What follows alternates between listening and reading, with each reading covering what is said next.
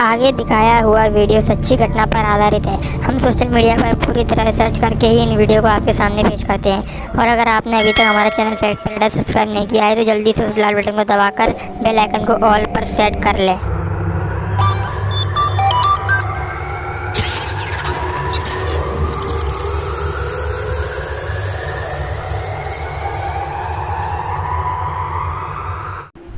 तो नमस्कार दोस्तों, मैं हूं अमन राठौर और आप देख रहे हैं हमारा चैनल फैक्ट पैराडाइज। तो बिना किसी देरी के चलिए शुरू करते हैं अपना वीडियो। दोस्तों, अगर आप गूगल पर भारत की कुछ रहस्यमयी जगहों को ढूंढेंगे तो भानगढ़ का किला और कुलधारा का गांव जैसे कुछ प्रसिद्ध जगहों की लिस्ट आएगी।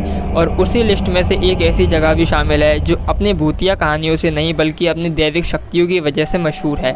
उस जगह का नाम है निधि वन। निधि वन के उन जंगलों में होने वाली घटनाओं को अगर आप सुनेंगे तो आपके रोंगटे खड़े हो जाएंगे। निधि वन उत्तर प्रदेश में रुंधावा नाम के एक शहर में है। निधि वन जंगलों के बीच में श्री कृष्ण और राधा जी का एक सुंदर सा मंदिर है। जंगलों के बीचों बीच इस मंदिर में दिन में करीब हजारों भक्त आते हैं, लेकिन शाम होते ही यहाँ पर परिंदा भी पर नहीं मारता। यहाँ के लोगों के अनुसार शाम के बाद जो भी निधि वन के जंगलों में जाता है या तो वो मर जाता है या पागल हो जाता है। इस रहस्य के पीछे की कहानी कुछ ऐसे है कि सूर्यास्त के बाद इन जगहों में श्री कृष्ण अपनी गोपियों के साथ रासलीला करते हैं। रासलीला एक प्रकार का नृत्य है जिसमें श्री कृष्ण बीच में बांसुरी बजाते हैं और गोपियाँ उनकी मधुर बांसुरी की धुन पर चारों तरफ नृत्य करती हैं। गांव वालों के अनुसार इस रासलीला को देखना गलत होता है। निधि वन के जंगलों की एक चकित कर देने वाली बात यह है कि यहाँ के सारे पेड़ ऊंचाई में बहुत छोटे होते हैं और सभी पेड़ों की डाल नीचे की ओर झुकी हुई है।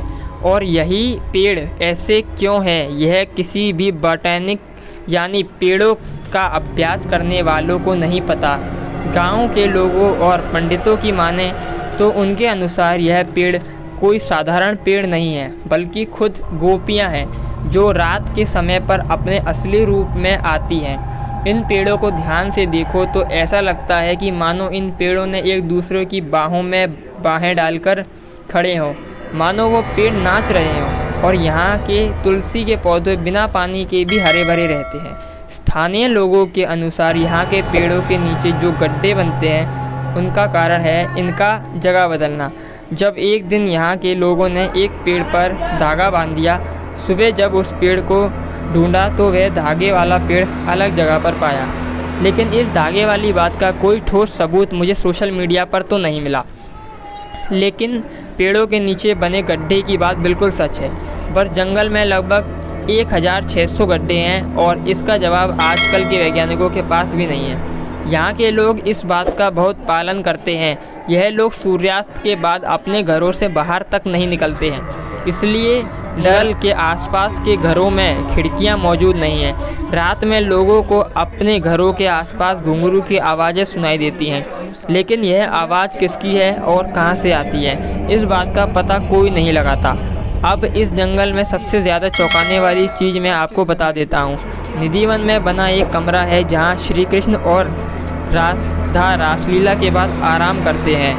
हैरानी की बात यह है कि रात में पंडित अच्छी तरह से बिस्तर सजा के पानी, सुपारी और दूध रखकर ताला बाहर से बंद करके चले जाते हैं।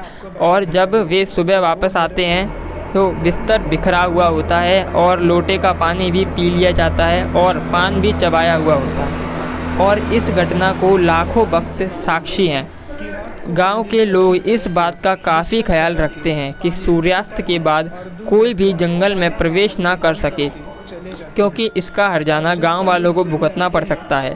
बहुत लोगों ने इस बात को चुनौती मानकर जंगल में जाने की ठान ली, लेकिन जो भी अंदर गया या तो वह सब कुछ भूल गया या मारा गया। इस जंगल पर बहुत सारे साधु संतों ने जाने की कोशिश भी की, लेकिन कोई जिंदा नहीं बच पाया। और आज भी उन लोगों की समाधि उसी जंगल में है।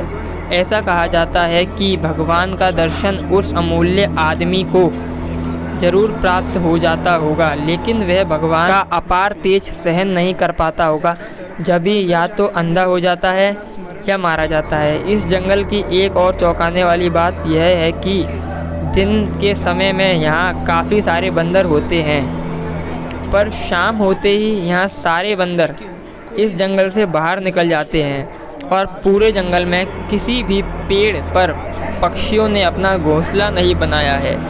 और शाम की आरती के बाद बंदरों का जंगल छोड़कर जाने वाली बात अक्सर लोगों को सोच में डाल देती है। कई सारे बॉटनिस्ट और साइंटिस्ट भी इस बात का पता लगाने की कोशिश कर रहे हैं कि आखिर सूर्यास्त के बाद सारे बंदर जंगल छोड़कर क्यों चले जाते हैं और क्यों इस जंगल के पेड़ों पर पक्षी अपना घोंसला नहीं बनाते। लेकिन वो भी यह रहस्य वाली घटनाओं का जवाब नहीं दे पा रहे हैं। पेड़ों की ऊंचाई ना बढ़ना, उनकी डालों का झुकना, पेड़ों के नीचे गड्ढे बनना, रंग महल में बिस्तर का बिखर जाना, पानी और पान का सेवन करना, बंदरों का सूर्यास्त के बाद जंगल छोड़ना और रात को जंगलों में से घुंघरू की आवाज़ सुनाई देना। जंगल के आसपास लगभग 100 घर हैं, लेकिन आज भी कई घरों में खिड़कियां नहीं हैं और जिनके घर में खिड़कियां हैं वह शाम होते ही अपनी खिड़कियां बंद कर लेते हैं। उन्हें आज भी घुंघरू की आवाज़ सुनाई देती है और आज भी वह लोग रात सूर्यास्त के बाद उस जंगल में जाने से खौफ ना डरते हैं। तो दोस्तों, अगर आपको हमारा वीडियो पसंद आया हो तो वीडियो को लाइक, शेयर और कमेंट ज़रूर करें। और हाँ, साथ ही साथ हमारे चैनल फैक्ट पैराडाइज को सब्सक्राइब करें, बेल आइकन को ऑल, ताकि ऐसी वीडियोस आपको फ्यूचर में मिलती रहें।